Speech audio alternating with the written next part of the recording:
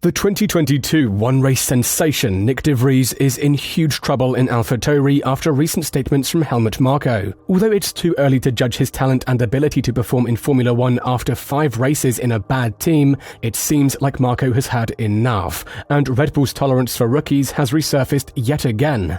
But this story could have an incredible end for Ricciardo and his fans, as the Honey Badger is reportedly in intensive talks about joining Alpha Tauri at some point this season. Could we see one of the shortest F1 careers happening in 2023, with Nyck de Vries given an ultimatum from Red Bull as to when he will be fired if he doesn't deliver good results? For us to answer this question, we need to take a trip down memory lane and see why there was such hype around Nyck de Vries. Some of you may know, Monza 2022 was the race that changed everything for the Dutchman, who was bouncing around Mercedes and their customer teams, and filled in as a reserve driver in different racing weekends and practice sessions. But in Monza, he filled for 2 teams, taking Vettel's Aston Martin for a drive in FP1 and Albon's Williams in FP3. What's even more impressive is the fact that he went on to race with a car he got to know in barely 1 hour, with Albon suffering from a medical emergency and having to undergo surgery due to appendicitis.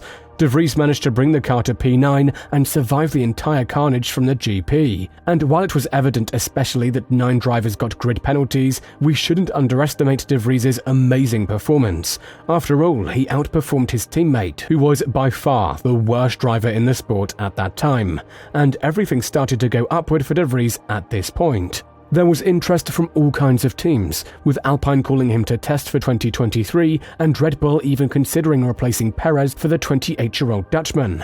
However, the decision for him to replace Gasly was made by Alpha Tauri, and ever since this move was officially announced, the general opinion was that Tsunoda would be under immense pressure in 2023 from a rising force in De Vries. So far, the Japanese driver has been able to outperform De Vries in qualifying 4-1, and it's 5-0 in the race finishes. Tsunoda hasn't finished a race below P11, and he is the only driver that scored points for Alpha Tauri, finishing 10th twice, while De Vries' best finish was P14 in Bahrain.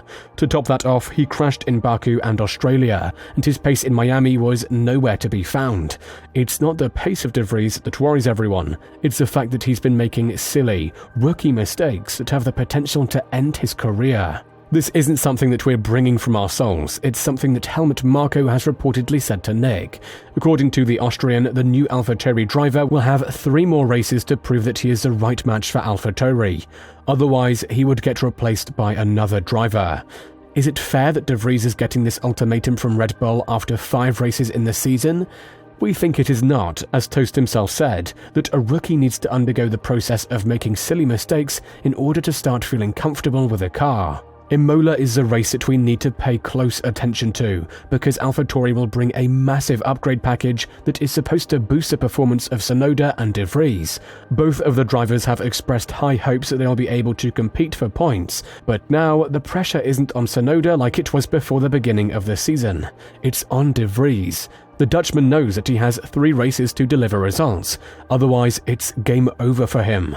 It would definitely be one of the most stressful periods of his life, and yet again, we've seen how Red Bull can treat their rookie drivers. The team does not have patience for drivers that don't manage to perform straight off the bat. The same thing happened to Gasly back in 2019, when the Frenchman was brought back to Toro Rosso after just 13 races for the Austrian squad. So it shouldn't surprise us if we see De Vries being replaced by another driver.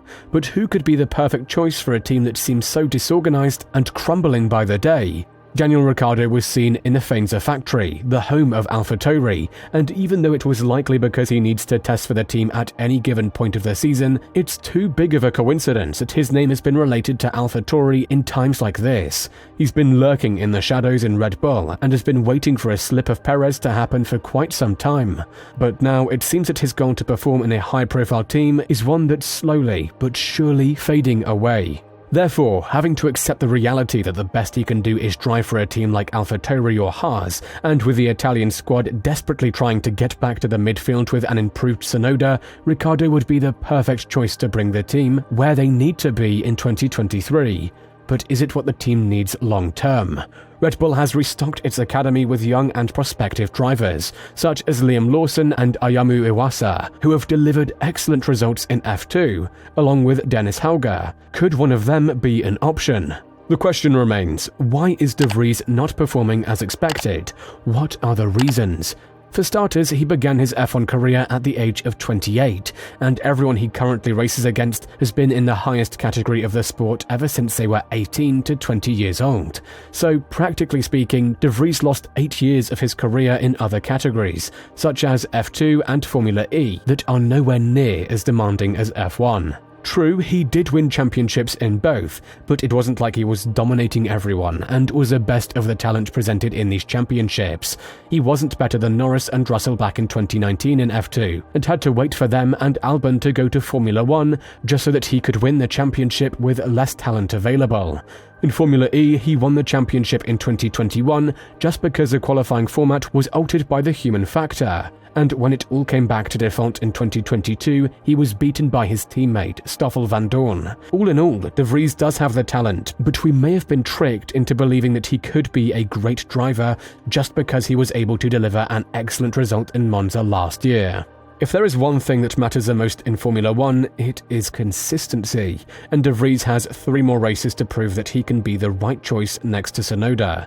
Basically, he has to do what Tsunoda has done in 2023, but if he doesn't, Red Bull won't hesitate to show him the door and sign a driver from their academy, or bring back Daniel Ricciardo in the team where he started it all. What would be the better choice for Alpha Tauri? If the team signs Ricciardo, it will show that they are yet again straying away from their usual pattern of signing young and talented drivers, just like they did with Perez. Although that seemed to be a great decision for them, Red Bull is a senior team and Alpha Tauri is the breeding ground for future Red Bull drivers, so it wouldn't be the smartest to go with a driver that just exited 2 bad years with McLaren. And you can never know what the youngsters are capable of if you don't give them a proper chance. Liam Lawson has emerged as one of the future superstars of the sport, and with Iwasa and Hauger being recognized as high prospects in Formula 2, the future isn't spelling good news for de Vries. All in all, I do think that de Vries has the potential to show what he's made of, and even though we're seeing only shadows of his performance in Monza, the car is not where it's supposed to be. So while the crashes are definitely his fault, we cannot say that he is the one to blame. From what we have seen, he is working in a dysfunctional team, with a team principal publicly blaming the engineers for not delivering what's being asked of them.